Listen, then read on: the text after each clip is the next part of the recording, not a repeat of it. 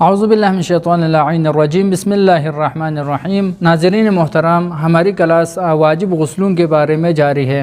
آج غسل مس میت کیا ہوتا ہے اور غسل مس میت کے چند اہم اور مبتلاوی مسئلہ ہے، ان کو آپ ناظرین کی خدمت میں بیان کروں گا۔ سب سے پہلا، اگر کوئی شخص ایسے مردہ انسان کے بدن کو مس کرے جو مکمل طور پر ٹھنڈا ہو چکا ہو تو اس کے اوپر غسل مس میت واجب ہو جاتا ہے، لیکن اگر وہ ٹھنڈا ہونے سے پہلے ہاتھ لگائے تو واجب نہیں ہے، مکمل طور پر ٹھنڈا ہونے کے بعد اس کو ہاتھ لگائے تو غسل مس میت واجب ہو جاتا ہے۔ نمبر 2 ہے، میت کو 3 غسل مکمل دینے کے بعد مس کرے تو غسل مس میت واجب نہیں ہوتا ہے۔ میت کو کس طرح سے غسل دینا ہے یہ بھی واجب غسلوں میں سے ہے، وہ اس کے بعد والی ویڈیو میں انشاءاللہ بیان کروں گا، لیکن یہاں پر صرف یہ بیان کرنا ہے کہ غسل مکمل طور پر غسل دینے کے بعد اگر کوئی میت کو مس کرے تو اس کے اوپر غسل مس میت واجب نہیں ہوتا ہے۔ نمبر 3 ہے، مردے کا تمام بدن ٹھنڈا ہو چکا ہو، یہ اس صورت میں غسل مس میت واجب ہوگا جب مردے کا تمام بدن ٹھنڈا ہو چکا ہو۔ روح نکلتے وقت سب سے پہلے انسان کے پاؤں سے روح نکلنا شروع ہو جاتی ہے، تو ابھی پاؤں سے روح نکل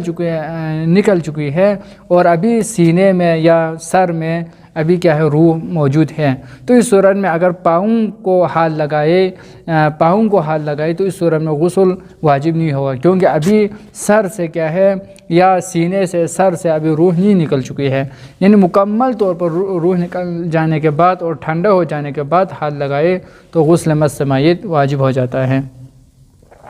نمبر 4 ہے، اگر کوئی بچہ مردہ پیدا ہو جائے تو ماں کے لیے غسل مس میت کرنا ضروری ہے، یعنی جب بچہ پیدا ہوتے وقت بچہ مر کر پیٹ سے ہی بچہ مر کر یعنی پیدا ہو جائے، مردہ ہو کے پیدا ہو جائے تو اس صورت میں ماں کے اوپر غسل مس میت کرنا ضروری ہے، کیونکہ وہ ماں سے یعنی مس ہو کے وہ بچہ نکل چکا ہے۔ نمبر 5 ہے، اگر کوئی ماں کا انتقال ہو جائے تو بچہ بالغ ہو جانے کے بعد غسل مس میت کرنا ضروری ہے، یعنی اگر کوئی ماں مر جانے کے بعد بچہ پیدا ہو جائے تو یہ بچہ ماں سے مس ہو کے نکل گیا ہے، تو اس صورت میں بچہ بالغ ہو جانے کے بعد، ابھی جو بچہ ہے چھوٹا ہے وہ کس طرح سے غسل کر سکتے ہیں، ابھی وہ بالغ نہیں ہے، وہ مکلف نہیں ہے، اس کے اوپر واجب نہیں ہے، لیکن فرماتے ہیں کہ وہ جب بالغ ہو جائے تو بالغ ہونے کے بعد اس کے اوپر غسل مس میت کرنا واجب ہے۔ نمبر 6 ہے کہ اگر کوئی بچہ یا دیوانہ میت کو مس کرے تو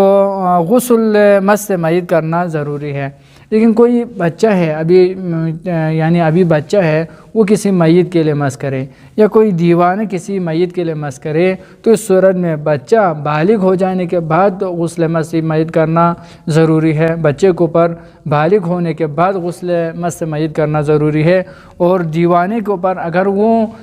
دیوانہ پن ختم ہو جائے، عاقل ہو جائے، وہ یعنی چیزوں کو سمجھنے کے لائق ہو جائے تو اس صورت میں اس کے اوپر غسل کرنا ضروری ہے۔ لیکن اگر کوئی ممیز بچہ ہے، ابھی 10 سال 12 سال 13 سال ہے لیکن بالغ نہیں ہے، ابھی وہ ممیز ہے، تو اس صورت میں اگر وہ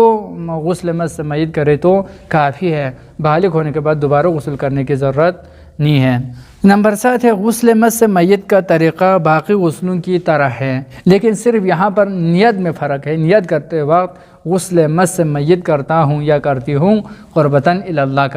یعنی یہ نیت کرنی ہے۔ نمبر 7 ہے، اگر کوئی شخص ایک میت کو کئی بار یا کئی میتوں کو مس کرے، چھوئے، تو اس صورت میں ایک غسل کرے تو کافی ہے، یعنی ایک میت ہے، اس کو یا دانستہ طور پر یا یعنی غلطی سے کئی دفعہ اس کو مس کرے، کئی دفعہ ہاتھ یعنی بدن چھوئے اس کے ساتھ، تو اس صورت میں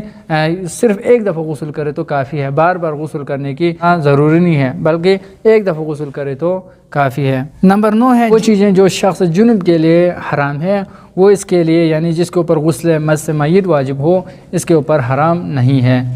اللہم صلی علی محمد و آل محمد، والسلام ورحمۃ اللہ وبرکاتہ۔